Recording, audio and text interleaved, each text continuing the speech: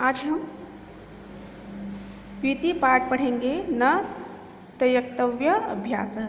तो मैं इसका आपको अनुवाद बता देती हूँ। पाठ दिया हुआ है बुक में, उसको आप देख लेंगे। मैं सिर्फ इसका अनुवाद बता रही हूँ। देखिए, किसी गांव में बहुत समय तक बारिश या वर्षा नहीं हुई। पूरी भूमि सूख गई। पानी पीने के जल का भी अभाव हो गया। इस प्रकार से जब पीने के जल का भी अभाव होने लगा तो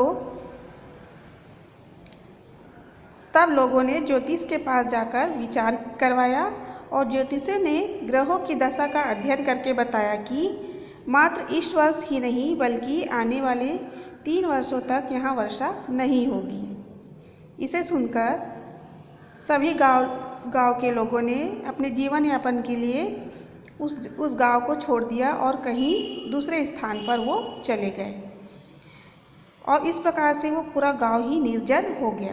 किंतु उस समय में भी उस गांव का एक किसान वहीं रुका और जल के अभाव में भी वो प्रतिदिन अपने सूखे खेतों को जोतता रहा। इसके बाद का देखिए, एक बार एक मेघ विचरण करते हुए वहाँ आया। एक मेघ वहाँ विचरण करते हुए आया और उसने कृषक को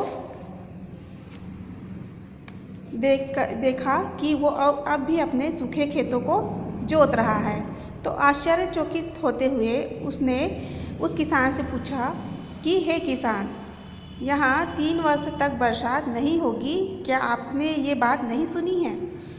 इस कारण से सभी लोग तो इस गांव को छोड़कर कहीं दूसरे स्थान पर चले गए हैं, तो फिर आप किस लिए यहाँ रुके हैं और अपने सूखे खेत को जोतते हैं? इसके बाद वो किसान बोला, ये सारा विषय मुझे ज्ञात है, लेकिन 3 वर्ष तक यदि मैं कृषि कार्य को नहीं करूँगा तो 3 वर्ष के बाद जब बरसात होगी तब मुझे कृषि कार्य याद नहीं रहेगा या वो विस्मृत हो जाएगा। तब तक मेरा खेत जोतने का अभ्यास ही पूरी तरह से नष्ट हो जाएगा। इसलिए इस कार्य के विस्मरण यानी कि मुझे ये कार्य याद रहे, इसलिए मैं इस खेत को सूखा होने पर भी जोतता हूँ। ये सुनकर बादल अच्छा ऐसा बोलते हुए सोचने लगा कि यदि मैं भी 3 वर्ष तक बरसात नहीं करूँगा तो मैं भी अपने बारिश करने की काम को भूल जाऊँगा, इसलिए मैं भी इस समय ही बरसता हूँ। और उसके बाद उसने तुरंत सभी बादलों को बुलाया और कहा कि कृपया बरसे।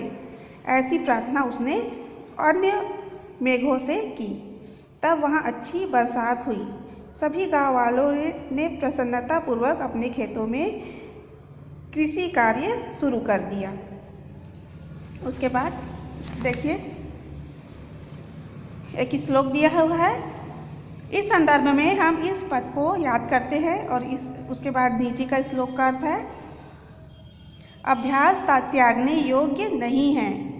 अभ्यास सबसे बड़ा बल है और अभ्यास के बिना विद्या विष के समान है। अपच में भोजन भी विष के समान ही होता है। इस प्रकार से ये पूरा पाठ कंप्लीट हो गया है। अब इसके शब्दार्थ दिए हुए हैं बुक में, आप देख सकते हैं। और इसके जो प्रश्न उत्तर हैं वो मैंने व्हाट्सएप के माध्यम से सेंड कर दिया है, उसे भी आप लोग देख लेंगे।